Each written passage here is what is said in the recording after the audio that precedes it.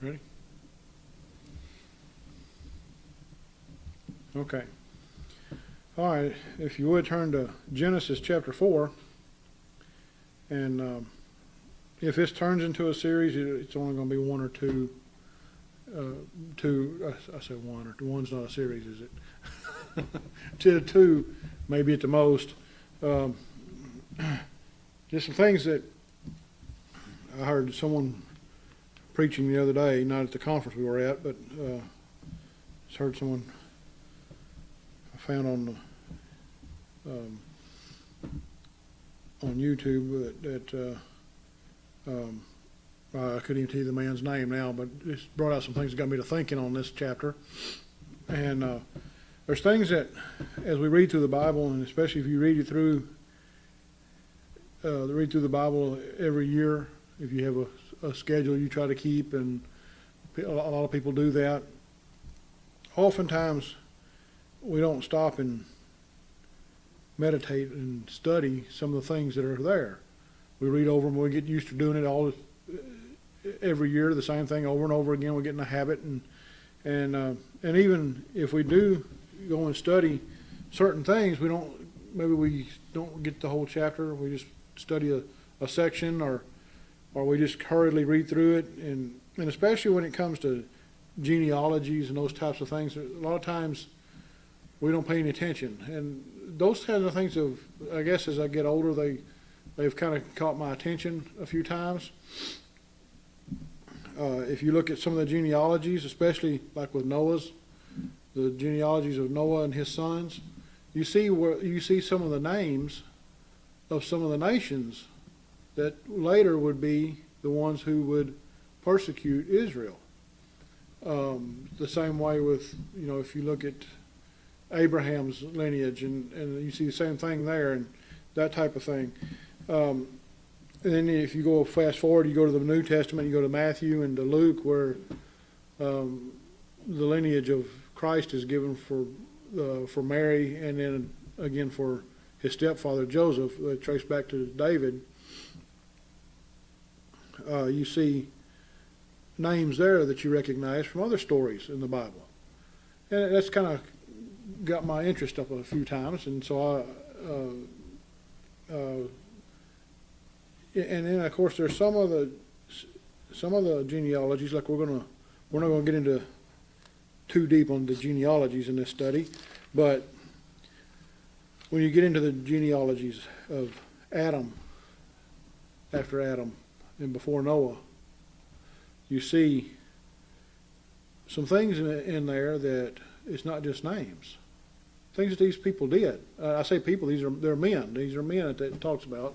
And again, why the Lord doesn't name the women? That was his decision. But you see the men named now. Other than tonight, we'll see just a mention of the sister of Tubal-Cain, Naamah, is mentioned, but that's about it. That's kind of how the women are left. Not anything against the women, it's just that's what the Lord chose to do. And so we're going to look at some things in this chapter that maybe we haven't really paid attention to before, and see what they led to later. Now, of course, we all know the story of Cain and Abel. That's where this chapter starts out, with Adam and Eve conceiving. Eve conceived and bare Cain, and then later conceived again and bare Abel. And we know the story of Cain killing his brother Abel out of jealousy, simply because the Lord chose Abel over Cain. And we see the punishment of Cain. We're going to start with verse 8. And Cain talked with Abel his brother, and it came to pass when they were in the field that Cain rose up against Abel his brother and slew him. And the Lord said unto Cain, Where is Abel thy brother? And he said, I know not. Am I my brother's keeper? Now why would you tell that to the Lord? You know the Lord God knew where Abel was, what happened to him. Cain had to know that. You know, he's been raised with the first parents, you know, the first people that God created. Adam and Eve, they used to walk in the garden with God every day before the fall. So Cain, in his rebellious, sinful spirit here, tries to play dumb with the Lord, and it doesn't work. And he said, what hast thou, speaking of God, he says, what hast thou done? The voice of thy brother's blood crieth unto me from the ground. In other words, your brother's been killed. And he says, now art thou cursed from the earth, which hath opened her mouth to receive thy brother's blood from thy hand. So the Lord knows. He knows that Cain has killed his brother. And he knows exactly why. And so we have, as far as humans are concerned, the first death that's recorded in the Scripture, first physical death. Of course, they spiritually died at the fall, but here it's the first physical death. And it's only the fourth person, as far as we know. We know they had other brothers and sisters, but we don't know when they were born. According to what's recorded here, you had Cain and Abel, and that was the only children they had at this point in time. We don't, or at least that's what it tells us. Now we don't know that. We know that Cain had to have married one of his sisters, because that's the only people there were at some point. But how old she was, we have no idea. Old enough to have children, because we're going to see here in a moment where he has children.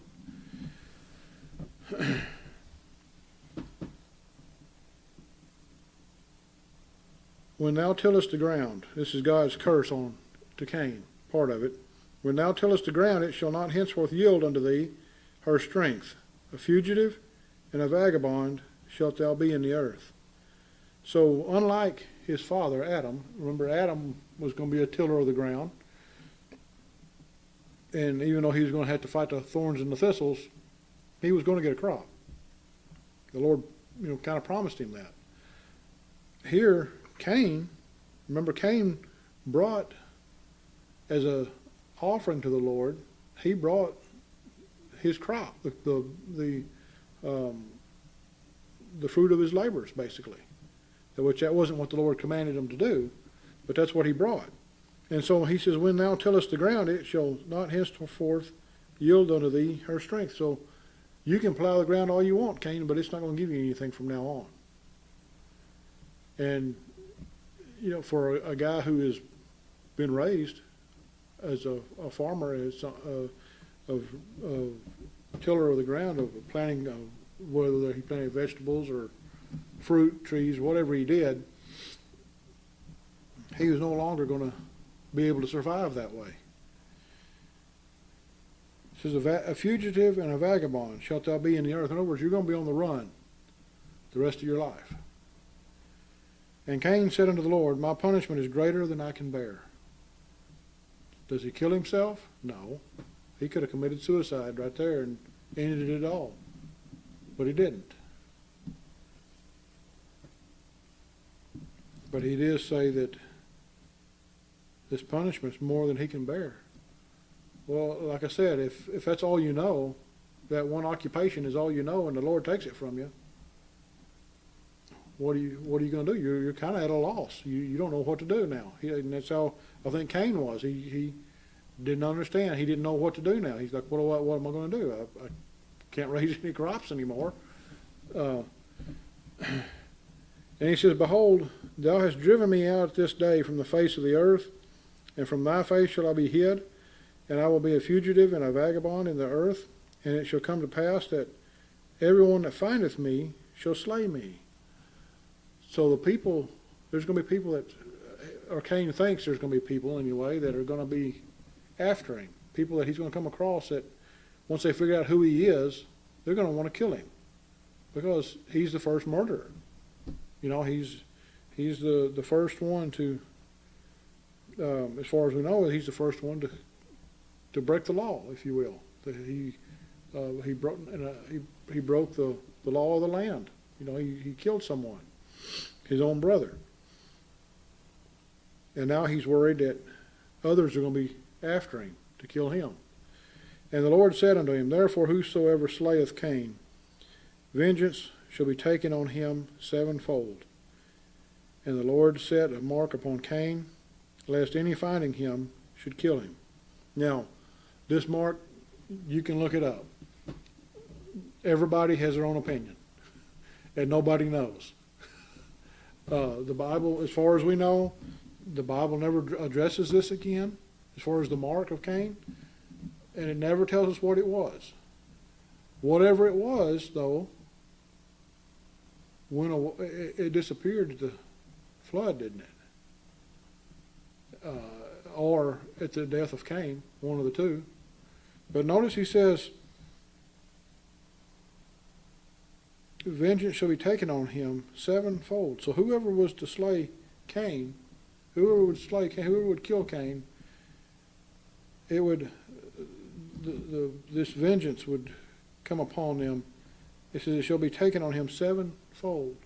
Some say that means 7 times more than normal, or some say that that's 7 generations of their offspring. That this person would be cursed by the Lord for 7 generations. It's a generational curse. Again, the Lord doesn't tell us what the mark was. There's all kinds of guesses on that. And it says, lest any finding him should kill him. So he put a mark on Cain of some kind. Whether it was a physical mark, or it was, one guy even said it was Cain had taken up with Abel's sheepdog, and that was his mark. And I'm like, where did you get that? Anyway, again, we don't know what the mark was, but he had something. There was something about him that was easy to see, and I believe it was not something that he could cover up with his clothing, whatever it was, so that people would know who he was. And then verse 16, and Cain went out from the presence of the Lord and dwelt in the land of Nod, on the east of Eden. So, remember, it appears as though, and we're not going to get into a deep study on this in this lesson, but it appears as though Eden would have been somewhere around the Mesopotamia area, to at least 2 of the rivers that it's named that Eden was between are still there today. Now I understand the flood rearranged some things geographically, but it appears as though it would have been somewhere, in Iran or Persia, or not Iran, Iraq, or Persia, in that area. But again, that's only a guess, because you only got 2 rivers there that are still there today. So that's where Cain wound up going, east of Eden. So he got away from the family, like the Lord told him to. And Cain knew his wife. Now, all of a sudden, Cain's got a wife. And she conceived and bare Enoch. Now, this is not the same Enoch that the Lord would take later, the man that never died. This is not the same one. That man was the son of Seth, the third son of Adam. Cain knew his wife, and she conceived and bare Enoch, and he builded a city, and called the name of the city after the name of his son Enoch. Now, something I want us to notice here. This is where we're going to start slowing down a little bit and noticing some things. What's the first thing he did when he left and went east of Eden? He built a city. Why would he build a city? Were there other people? Oh, obviously, or he wouldn't have a need to build a city, would he? Who were these other people? Well, they had to be part of his family. Adam and Eve, they were the first 2. We don't know how long after after the fall, or how old Cain was at this time. There's no timeline, and that confuses people, and that's where people try to insert their guesses and their thoughts and their ideas, and they even become doctrine at some point for some people, false doctrine. We have no idea how old Cain was, how old his wife was. She bare Enoch, and he builded a city.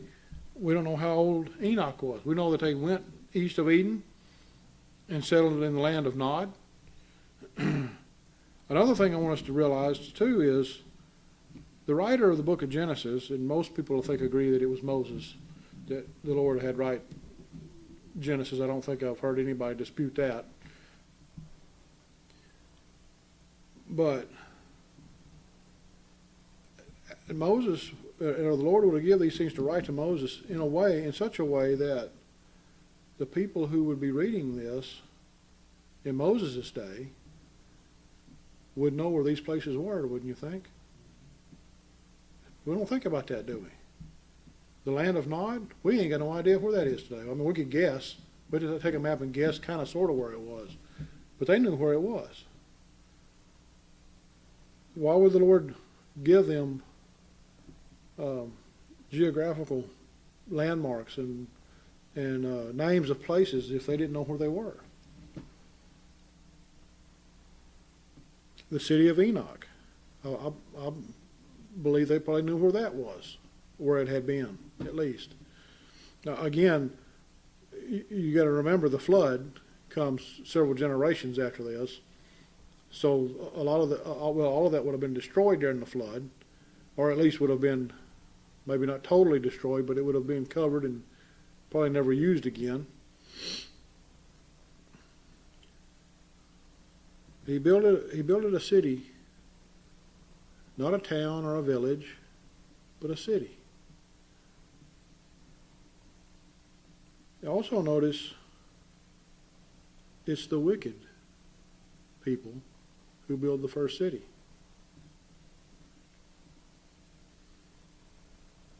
And unto Enoch was born Arid, and Arid beget Mahujael, and Mahujael beget Methuselah, and Methuselah beget Lamech, and Lamech took unto him 2 wives. So we see another change here. Up until now, as far as we know, men have had 1 wife, at least what's recorded. Here, Lamech, this would be Cain's great-great-grandson. Now remember, Cain's still alive. Most people don't live to see their great-great-grandchildren, do they? Some do, but not most. Most of us don't remember our great-great-grandparents. So he's the first man, as far as we know, to have 2 wives. The name of one was Ada. The name of the other was Zillah. And Ada bare Jabal. He was the father of such as dwell in tents, and of such as have cattle. Now notice, Jabal is not a city dweller, like the other parts of his family. What does he do? He dwells in tents and has cattle. He's a nomad. He lives out in the country and out with the herds of cattle. And notice he's organized. People have this idea that before the flood, people were a bunch of cavemen.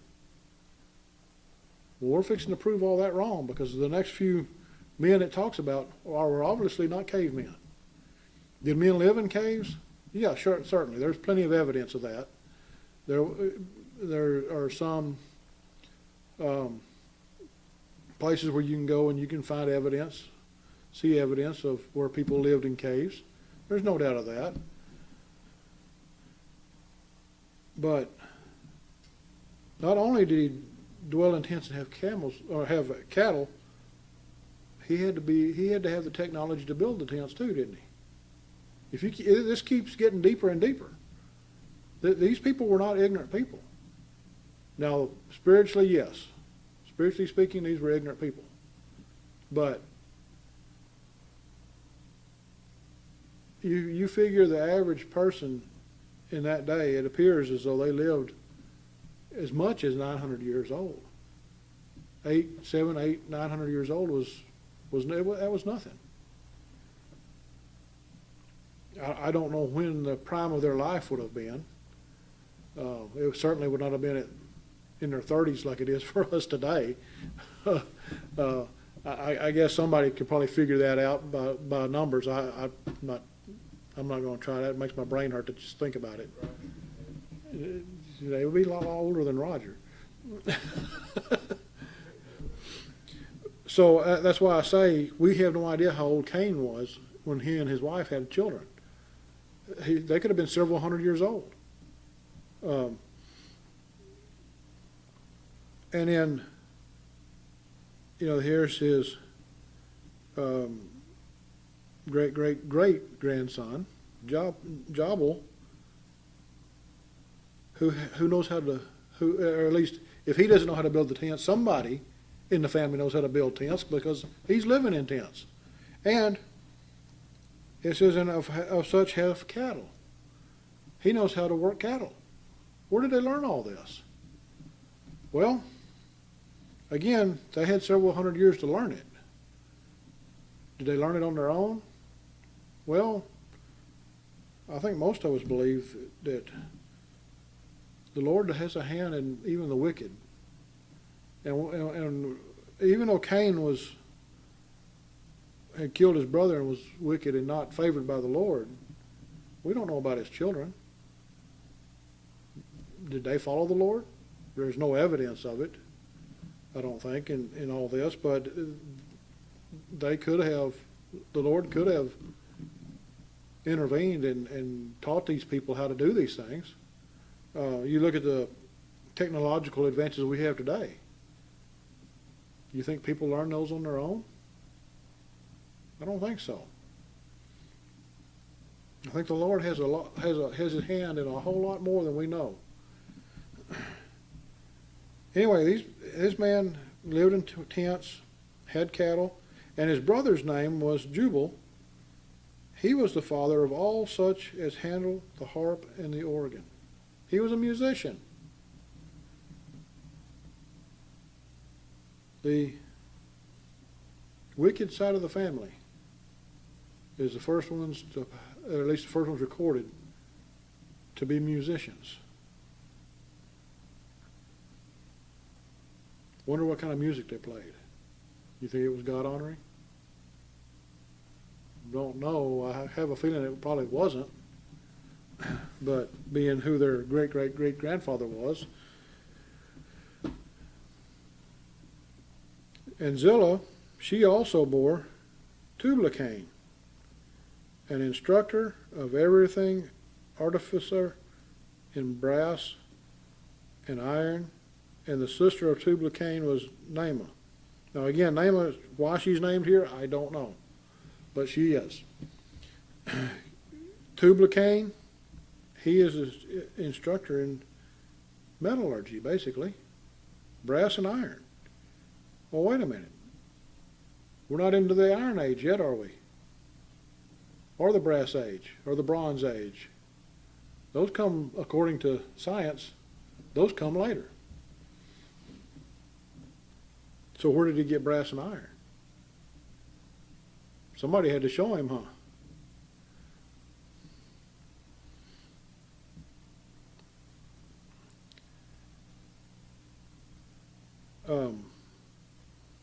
Again, all of this is in the lineage of Cain, not Seth, not one of the other members of Adam and Eve's family, but the lineage of Cain. And Lamech said unto his wives, Adah and Zillah, hear my voice, ye wives of Lamech, hearken unto my speech. For I have slain a man to my wounding, and a young man to my hurt. Now, again, there's all kinds of guesses on this part. But I think it's pretty clear. Lamech is confessing to something he's done. In other words, we have the second recorded murderer here. And he appears, it says, I have slain a man to my wounding. In other words, somebody has wounded him, and he killed him. He killed the man. And a young man to my hurt. So he's been, whether these two men jumped him and he killed him, we don't know. Did he just go out and do it? We don't know. Were they picking on him? Were they persecuting him? Who knows? We don't have a clue. We don't know who these two men were. We don't know what they did to him. We just know that they had caused him some grief, some kind of grief, and he killed them both. And he confesses it to his wives, both of them. If Cain shall be avenged sevenfold, truly Lamech 70 and sevenfold. So if we go by what the Lord told Cain, back in verse 15, therefore whosoever slayeth Cain, vengeance shall be taken on him sevenfold. That was to be passed on to the man that killed Cain.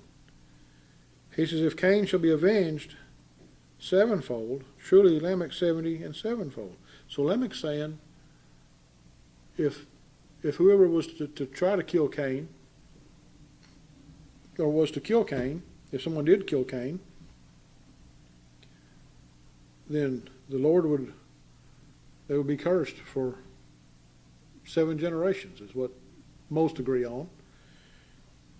Lamech is saying, basically the same thing about him. If somebody was to kill him, that person would be cursed 70 and sevenfold generations. It's a long time. Now, we see that that's the end of Cain's line in this chapter. The last 2 verses, we see Seth comes on the scene. And remember, Seth is the beginning of the line that would bring about our Lord eventually. And Adam knew his wife again, and she bare a son, and called his name Seth. For God said, she hath appointed me another seed instead of Abel, whom Cain slew. Now, again, a lot of this you read through in Genesis, the first few chapters in Genesis especially, the Lord goes back and forth. Was Seth born after all of these generations of Cain come about? I don't think so. I think once Cain slew Abel and left, Adam knew his wife again, and she conceived. I think that's what the Lord is saying here. He's going on to the line of Seth now. We've looked at the line of Cain. Now we're going to look at the good line, if you will. Adam knew his wife again and bare a son, and called his name Seth. For God said, she hath appointed me another seed instead of Abel, whom Cain slew. So, it appears as though Abel never had a family. There's no evidence. There's no mention ever of him having a wife and children.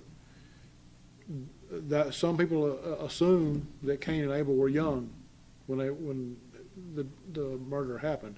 I don't know. We don't know. Again, we don't know when Adam and Eve had a daughter. We don't know how old they were. We don't know how old Cain and Abel were when they had a sister. That would have been their first opportunity to marry someone. And even at that, she would have had to be in her later teens before they would have married. So, was Seth the next one, right after Cain slew Abel? It appears in this passage, it appears that way. And to Seth, to him also there was born a son, and he called his name Enos. Then began men to call upon the name of the Lord. Notice that didn't happen in Cain's family, did it? It happened in Seth's family. They began to call upon the name of the Lord. Now we know Abel and Cain. They had conversations with the Lord, didn't they? They offered a sacrifice. Abel offered the correct sacrifice. Cain didn't. Somebody had to teach them that, didn't they? Whether it was Adam, their father, or it was the Lord himself, whichever. But now, and remember, Cain and Abel, or at least Cain was not a child when he killed Abel. And I wouldn't think Abel would have been either, because they were both old enough to take care of, Abel was taking care of a flock and Abel was taking care of his garden, or Cain was taking care of his garden. So Seth could have been as much as 20 years younger than Cain, huh? Just a guess.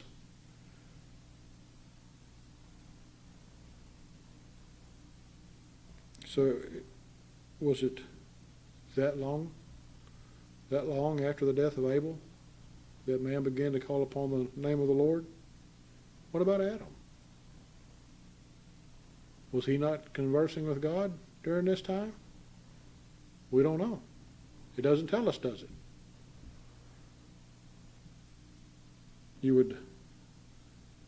One would think so, but remember, Adam's not even mentioned in the faith chapter in Hebrews 11, is he? Abel and Seth are. So we're going to stop there for tonight.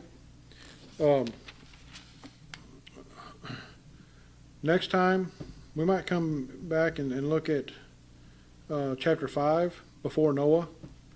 And that would probably be how I'm in my own thinking anyway right now, unless the Lord gives me more to talk about on this. That's where we'll end this study. Just a brief study. Just wanted to point out some things that maybe in our everyday reading we skip over. We don't stop and think about. And again, these things like with Cain's family, these men that,